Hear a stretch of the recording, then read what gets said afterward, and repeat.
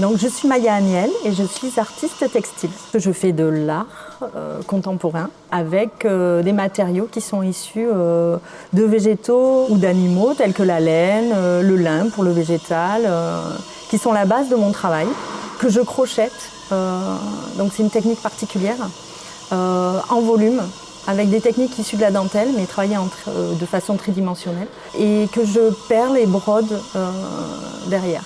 De partir d'un fil et d'arriver à faire un objet ou une sculpture en volume me fascine, on va dire. Une pièce peut me prendre jusqu'à une centaine d'heures à peu près, et pourtant ce sont des petites pièces. Et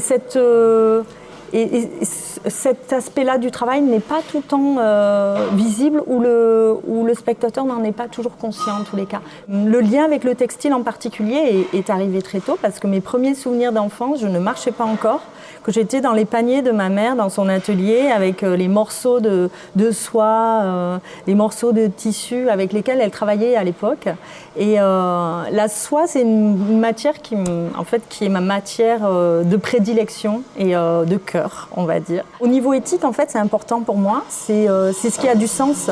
C'est de partir d'une matière vivante au départ. Le respect de la vie en général et le questionnement face à la vie, c'est un peu la base de mon travail. Il y a les méduses que j'ai déclinées aussi en bijoux. J'ai fait des sculptures avec, mais aussi des bijoux. Et après, il y a tous les coraux. Je trouve que, en tous les cas, les éléments discrets et fragiles m'interpellent énormément. Et c'est eux que j'ai envie de mettre en avant. Voilà, ce que je disais, mes créations sont une sorte d'hymne à ces mères que l'on connaît peu en fait. On est en train de détruire en fait un monde duquel on est dépendant. Mais avant de le connaître, on va le détruire. Donc ça, je trouve ça dommage. Quand je fais une création, une sculpture ou un bijou, j'ai toujours une idée de départ, mais je ne sais jamais là où ça va m'amener parce que je laisse parler le geste. Ça, c'est important. Je laisse parler le geste qui est guidé par la matière aussi. Et donc, c'est là où moi, j'aime ce que je fais parce que ça m'amène à toujours me surprendre de moi-même. Quand je parlais de fragilité du milieu marin, c'est aussi ma fragilité que j'exprime dans ce travail-là. Il y a une technique avec une notion de temps qui fait partie vraiment du processus créatif dans ce que je fais. Et en même temps, il y a toute une féminité, une sensibilité et un raffinement que j'exprime dans ce travail-là.